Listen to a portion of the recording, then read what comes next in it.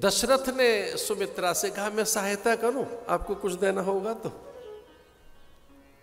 बोली हाँ, मुझे विचार नहीं आ रहा है क्या दूं, थोड़ी सहायता तो कर दीजिए। कैकेयी ने कनक भवन दे दिया और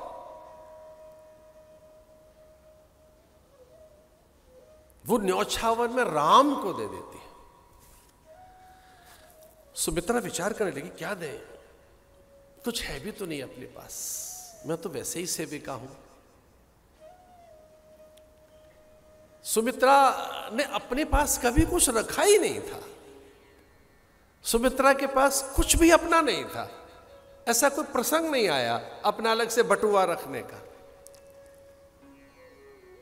अलग से कुछ भी मेरा अपना कुछ है ऐसा नहीं, सबका है, साझा है। संगच्छद्वम संवदद्वम संवो मनास जानताम देवा भागम यथा पूर्वे संजानना उपासते। सबका है। दशरथ ने कहा मैं थोड़ी सहायता करूं, क्या देना चाहोगे? तो उन्होंने कहा कि बस इतनी सहायता कर दो मेरी कि मुझ में सद्विचार पैदा हो जाए, एक सही विचार। और विचार से बड़ी कोई संपदा नहीं है, विचार से बड़ा कोई धन नहीं है। इतनी सहायता कर दो मुझ में कोई सद्विचार पैदा हो जाए, उस सद्विचार के वशीभूत में ठीक निर्णय ले सकूं। और दशरथ ने मनी मन गुरुदेव का ध्यान किया कि हे गुरुदेव, मेरी पत्नी ज्ञान की आकांक्षिणी है, मेरी पत्नी को वहां से ज्ञान भेजो, आप जहां भी हैं। और कुछ पल भर में ही उनमें ज्ञानोदय हुआ और वो अत्यंत हर्षित होकर सीता की ओर बढ़ी, ये कहकर कह रही सीते मेरे पास भी मुंह दिखाई देने के लिए एक चीज है तेरे पास।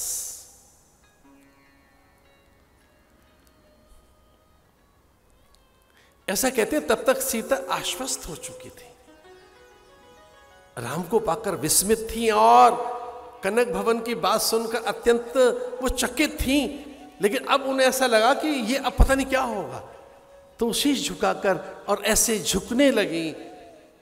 और अब सीता को ऐसा लगा था बड़ी महंगी कोई चीज मिलने वाली है, बहुत महंगी चीज कोई, अब कुछ ऐसा मिलने वाला है जो बड़ा अनुपम होगा। दाता की कई बार नीयत पता लग जाती है भिखारी को। द्वार पर खड़ा जो भिक्षुक होता है ना, वो कभी कभी दाता की दृष्टि से अनुमान लगा लेता है कि ये ऐसे छोटे मोटे सिक्कों से नहीं टालेगा मुझे, ये तो कुछ और ही चीज देने वाला। तो अब उर्मिला, क्षमा कीजिए, ये सुमित्रा क्या कहती है? सुमित्रा ने कहा कि मैं अपना मातृत्व, अपनी ममता, अपनी मातृ संवेदना तुझे समर्पित करती हूं मुंह दिखाई में। यद्यपि एक भी पल मैंने लखन को अपना नहीं माना, लेकिन कभी भी ऐसा मुझे लगा हो कि लक्ष्मण मेरा है तो आज से मैं तुझे अपना पुत्र सौंपती हूं और मुंह दिखाई में यह कहती हूं कि तू लखन की मां है और ये तेरा बेटा है। बस इतना सुनना था कि लक्ष्मण का तो काम बन गया। वो उर्मिला के पास से उठे और सीता जी के चरणों में बैठ गए। धन्य हो हम, गिर पड़े चरणों में, मां के चरण छूने लगे, मां मां कहने लगे। मां जानकी जी बड़ी हर्षित हो गई। उर्मिला ने, क्षमा कीजिए, सुमित्रा ने कहा भी मेरा बेटा नहीं रहा, अपना मातृत्व तुझे देती हूं। मात्र संवेदनाएं देती हूं। माता के सकल अधिकार जो मेरे अधिकार थे, वो सारे अधिकार आज से सीता जी के होंगे। लक्ष्मण पर अब तेरा अधिकार है। और एक हल्की सी गड़बड़ तो हो ही रही है। सुमित्रा ने कहा कि सारी बहुओं का सम्मान हो रहा है, मांडवी को कौन देगा मुंह दिखाई? अरे दूसरी बहू को भी तो कुछ दो। दूसरी बहू माने मांडवी। और दूसरे बेटे को बुलाया धरा। सुमित्रा के तो दो बेटे हैं ना। लक्ष्मण को मुंह दिखाई में दे दिया सीता को, ये तेरा बेटा है। दूसरे का हाथ पकड़ के बुलाया, इधर भैया। देखो मां कितना अधिकार रखती है। शास्त्र कहता है पिता से भी 10 गुना अधिकार मां का है अपनी संतानों पर। अपने ही पति के सामने अपने अधिकार का प्रयोग करते हुए और छोटे बालक को उसका नाम रिपुदमन शत्रुघ्न, और उससे कहने लगी कि मेरी ये दूसरी बहू जो आई है भाई, इसे भी तो मुंह दिखाई मिलनी चाहिए। और इस प्रकार वो दूसरी बहू के चरणों में बैठा दिया गया शत्रुघ्न को कि इसे मुंह दिखाई में इसे देती हूं। और ये आज से मैं अब मां नहीं रही इन दोनों की, मैं इस बात से अलग हटती हूं। मेरा बड़ा बेटा लक्ष्मण, उसकी मां होगी सीता। मेरा छोटा बेटा रिपुदमन शत्रुघ्न, इसकी मां रहेगी मांडवी। एक बात और कहनी थी, समय रहते अच्छी चीजों का दान या समर्पण कर देना चाहिए। इससे पहले कि यमदूत आए, मौका नहीं देंगे आपको। आपके वॉलेट को आप संभाल नहीं पाओगे, ध्यान रखना। ये बड़े भाग्य की बात है कि सीता जी अयोध्या पहुंची हैं। इधर से हमारे भारत के बड़े बड़े संतों का आगमन, ये शुभ लक्षण है महाराज, अच्छा लक्षण।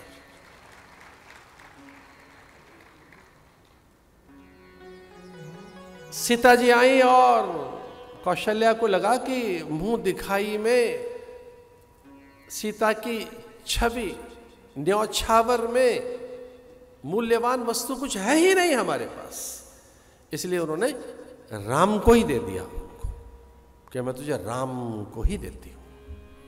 आज से मेरा सर्वस्व जो था वो तेरा हो गया।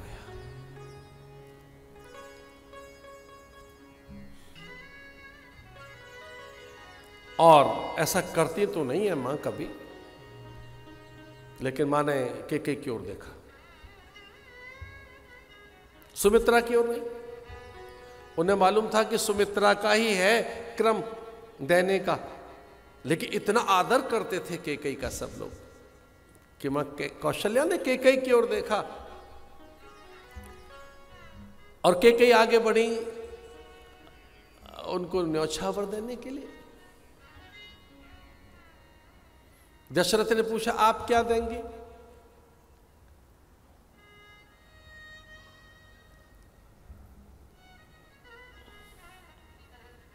तो जैसे ये समाचार आए थे कि राम ने धनुष भंग कर दिया है,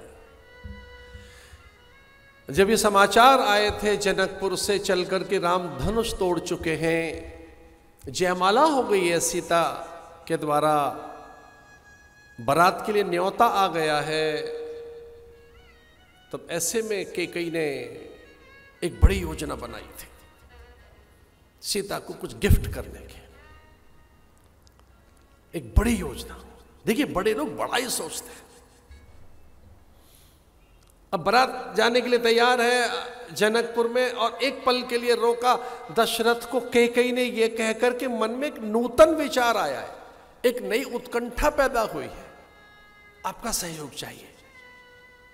दशरथ ने पूछा क्या उत्कंठा पैदा हुई है? बोले हमें सीता जी आएंगी तो थोड़ा न्यौछावर करनी है, कोई चीज उनको अभी से तैयारी कर लें उसकी। क्या करना है? बोले आपका मित्र वो इंद्र है, और वो बार बार कहता था जब हम वहां गए थे स्वर्ग में, इंद्र की रक्षा करना, इंद्र ने अनेक बार कहा कि हमारी कोई सहायता लेना, और बार बार इंद्र प्रार्थना करता हमारा कोई सहयोग लो, हमारी कोई सहायता लो। अब इतना बार बार कोई कुछ कह रहा है तो चलो उसका सहयोग ले ही लेते। अरे क्या सहयोग लोगे इंद्र का? बोले इंद्र का परिचित है विश्वकर्मा, और विश्वकर्मा से कहो कि हमारे लिए एक नया महल ही बना दे सुंदर सा। अब बहुएं इस पुराने घर में रहेंगे क्या? सीता जी यहां रहेंगे ये राजमहल में? वो जगत जननी है, लक्ष्मी जी है, ये सामान्य गृहस्थियों के बीच में, हमारे बीच में वो पराम्बा जगदम्बा उद्भव स्थितिम संहार कारणिम क्लेशहारणिम सर्वशेष करीम सीता न तो हम राम बल्लभा। तो आप चाहती क्या हैं? बोले बाकी हम कर लेंगे, आप तो उसे बुलाइए। विश्वकर्मा को बुलाया, और आपको एक आनंद की बात बता रहे हैं, कैकेयी ने सीता के सम्मान के लिए कनक भवन बनवाया था। कनक भवन, सोने का भवन, सोने का महल। और वो कहने लगी बहू रानी हम अभी तक उस महल में नहीं गए, मेरी ओर से कनक भवन, आप वहां विराजेंगे। आप में से कुछ लोग जानते ही हैं, अयोध्या का कनक भवन राम जी को और सीता जी को दिया गया।